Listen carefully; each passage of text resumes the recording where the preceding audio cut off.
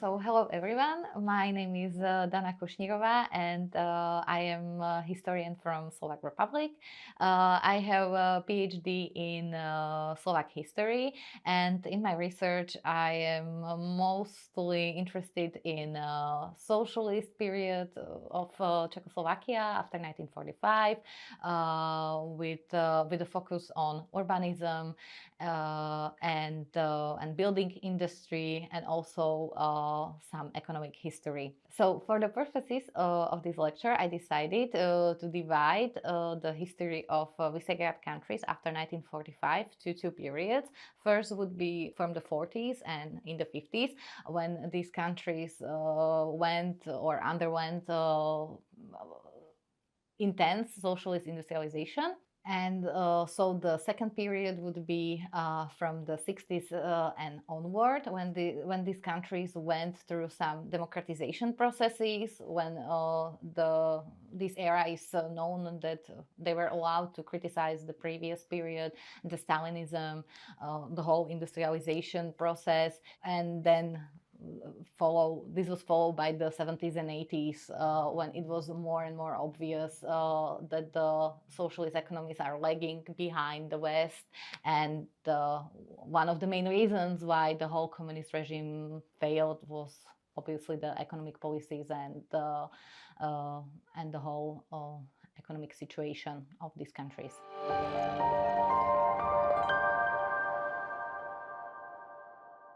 So let me start with the economic history of the Visegrad Group.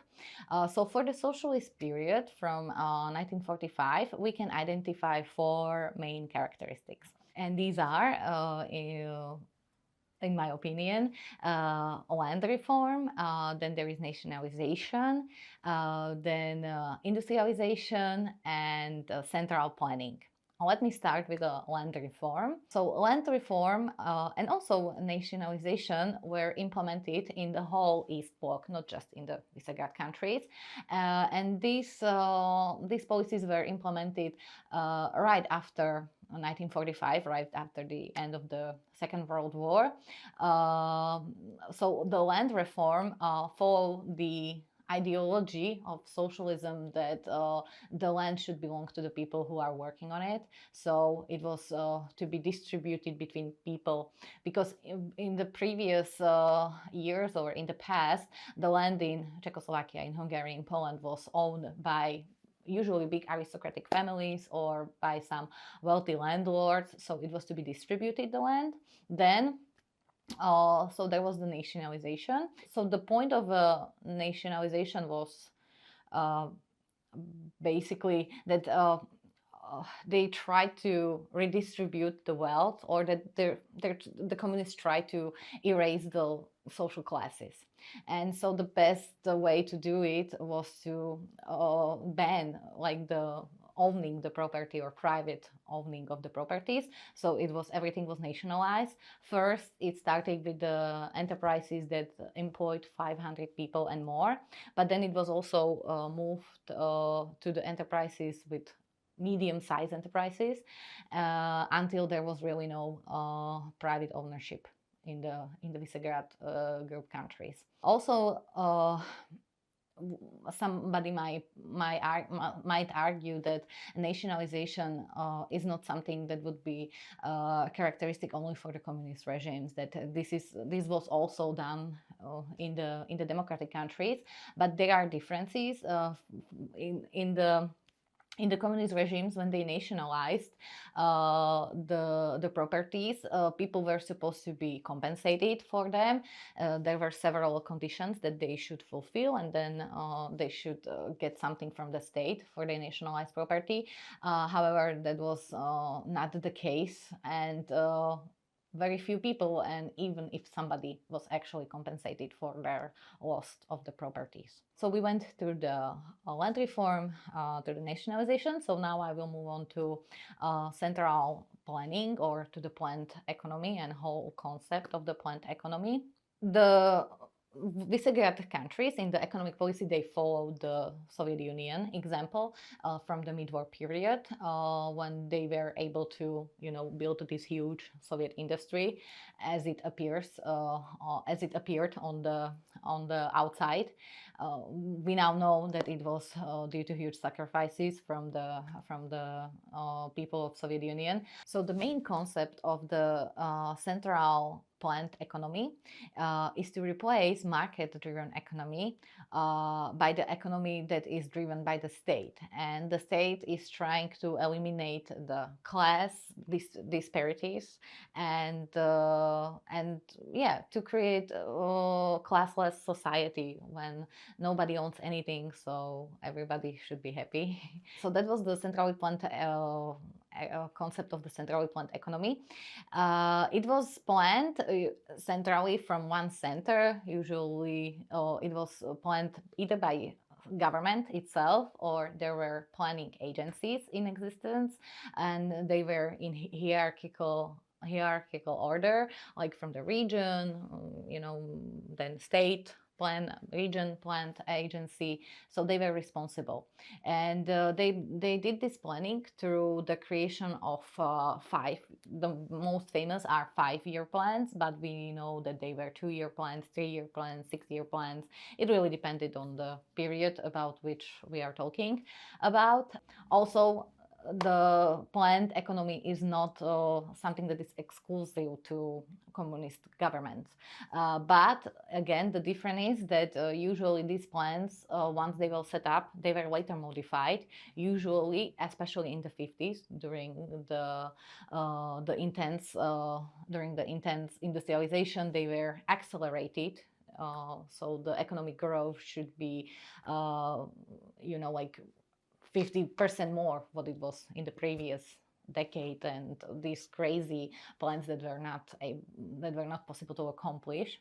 So they were accelerated, modified, and eventually they failed because they were set up in such high numbers. Hungary and the Czechoslovak economies, they were not able to follow that. So that is centrally planned economy, and now we are getting to one of the main points of the socialist economy and actually central planning, and that is creation or building of the heavy industry. So within central planning, the biggest priority was given to building the heavy industry. And this is one of the most fascinating topics for me, because with this building of heavy industry and this industrialization came also a very big spur in urbanization. Which is also not something new for the communist regimes, but we are talking about the countries that were mostly agrarian, especially east parts of the Czechoslovakia and Poland, and Hungary itself was also very much agrarian.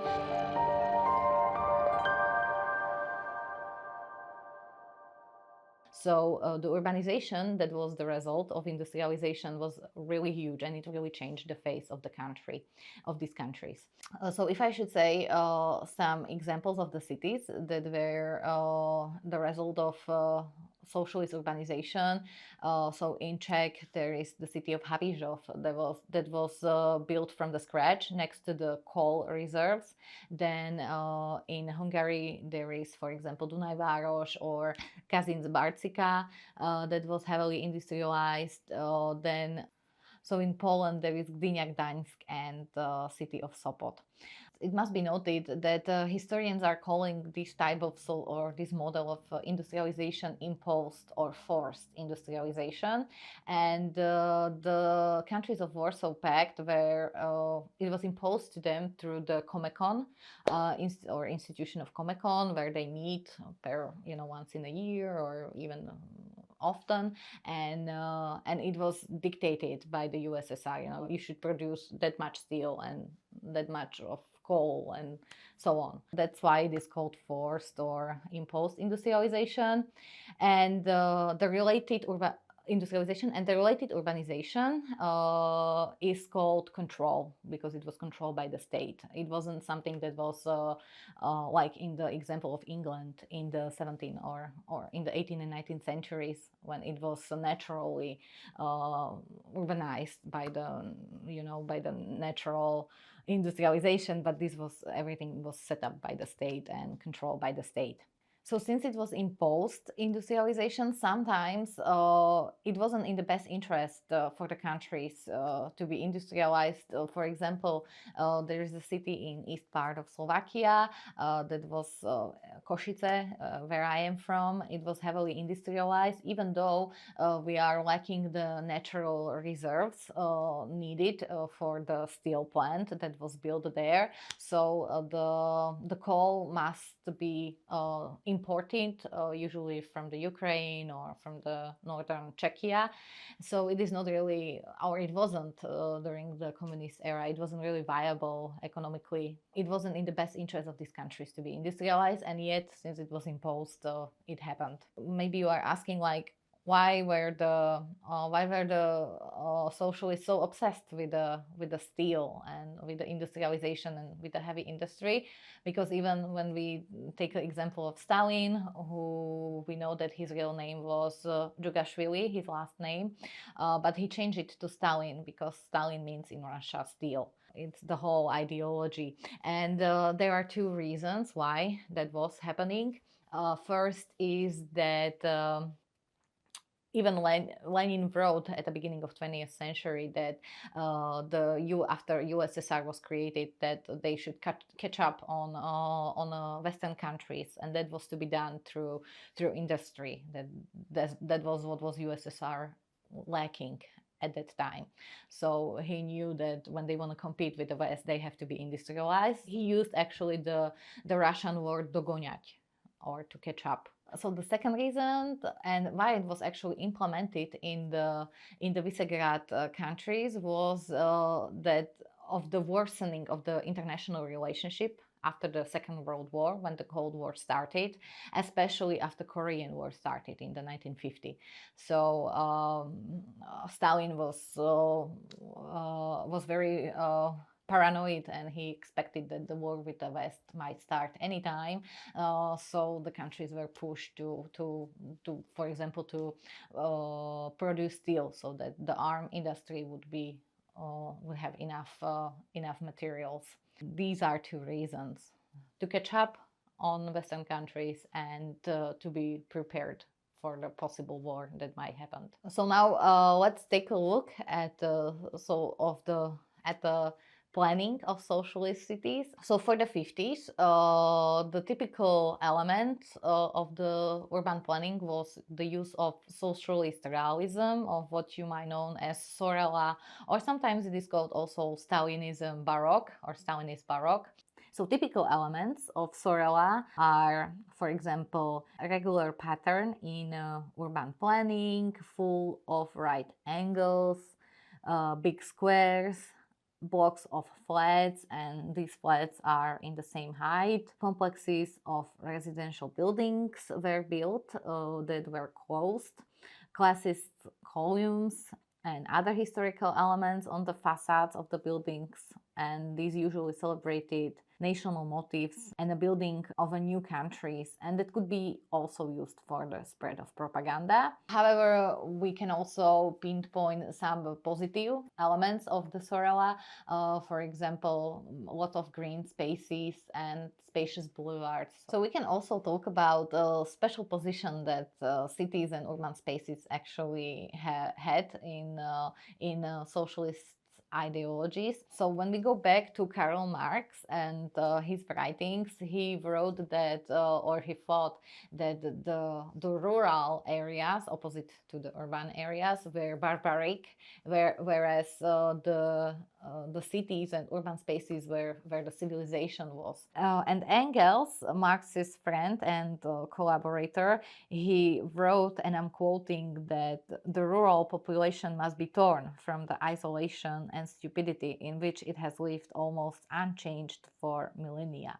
So the communist government, they preferred the cities, and in their practice and also in the theory, as we can see, and they were trying to create like the new modern cities. Sometimes they were marked as ideal socialist cities where people could live these ideal lives, you know, with no property, and everything would be great, and that really resonated in the Hungary, in the Czechoslovakia, in Poland, since they were, as I said, like I said before, they were mostly agrarian countries. So the whole notion of urbanization really resonated there. So I was talking about Sorela and the elements, basic elements of Sorela, and that was typical for the urban planning in the 50s. Now, when we move on to the 60s, 70s, and 80s, when the urbanization was most intensified, as opposed to the 50s when it was industrialized.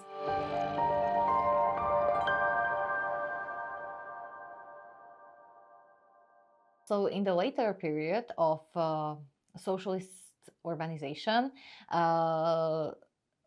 what is typical for that period is and in urban planning is the creation of housing or residential districts within the huge housing estates that are so typical, and many people maybe have in mind when they are thinking about socialist urbanism.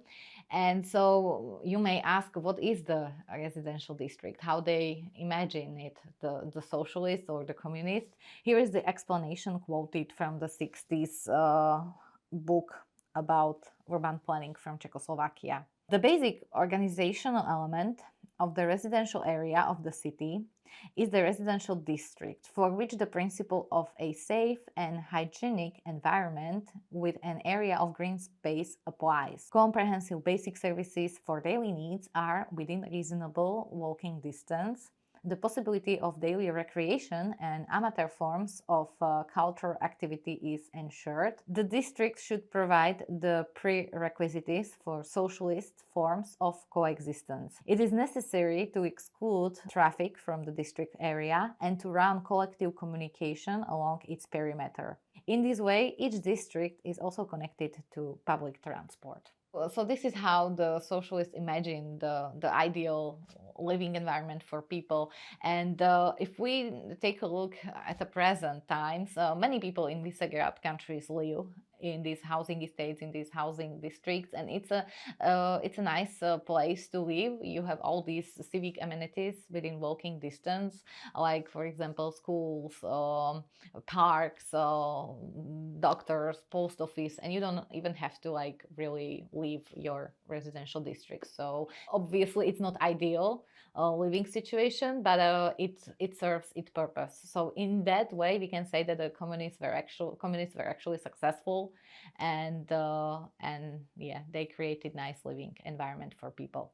So either the cities were built from the very start or very beginning, with really nothing at the beginning, only on the like some field, or the cities already existent cities, they usually have, because we are in the Central Europe, they already had some historical centers or historical parts, and to that they added the housing estates, and the socialist planning was done around these historical centers. With the living environment, then came ecological aspects of all this planning and industrialization, what I was talking about previously. So I must say that it's not my primary research. So I'm not really an expert on the history or ecological history, but I would like to say a few things about it, since it is connected to urbanization and industrialization. So during the 50s, when the heavy industry was built and all these plants and waterworks were built, no environmental policies were taken into account, and what's going to happen with the people that are living close to the factories, or the workers, or the nature that was surrounding the factory, and also no comprehensive studies were done. So that was in the 50s. This changed a little bit after the 60s and during the 70s and 80s. However, usually the government acted too late when there was already some problem that, for example, workers got sick or some environmental crisis ensure. So then that was when they tried to do some damage control, but usually it was not enough. And there are cases that people are still getting sick to this day and have cancer. So and the environmental pollution in all three countries is a problem. So that is the difficult legacy of the industrialization and related urbanization. However, with that being said, you can find some historians, especially who wrote in the 80s or 90s after the democratization of Warsaw Pact countries, that that everything was only bad in relation to environment during the communist time. However, that is not a really good approach to that. So, because you can just learn the 50s as an example how the government decided to deal with the ecological problems. You have to take a look from the long durée or longer periods point of view, and you will see that there was actually some continuation of experts who were working before communists gained power in the Warsaw Pact countries, and they're also continuing their position during the communist era. Also, since USSR was industrialized during the mid-war period, when the industrialization came to Central and Eastern Central European countries, they already knew that there could be some potential ecological problems from the experience of the USSR. So there were some preparation, but they were definitely not sufficient. And another thing is that ecological problems are not solely related to communist regimes. You can find many ecological problems within the industries, also in the democratic countries. So we cannot blame only the communists for the state of the environment in the Warsaw Pact countries.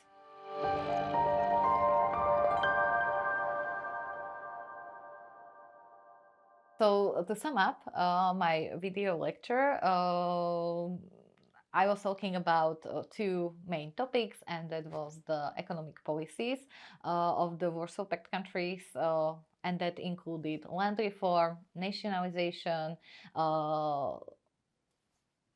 central planning, and industrialization.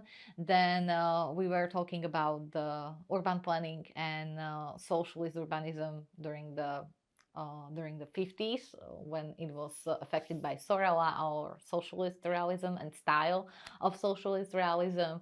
I mentioned what important position cities played in the ideology or communist ideology, and we also talked about housing districts or residential districts that are like a classic element of the socialist cities, or cities that were built during the socialist period. And at the end, I mentioned also some ecological aspects, and that you have to really read carefully when you are reading about the history of ecology. That is not all to blame.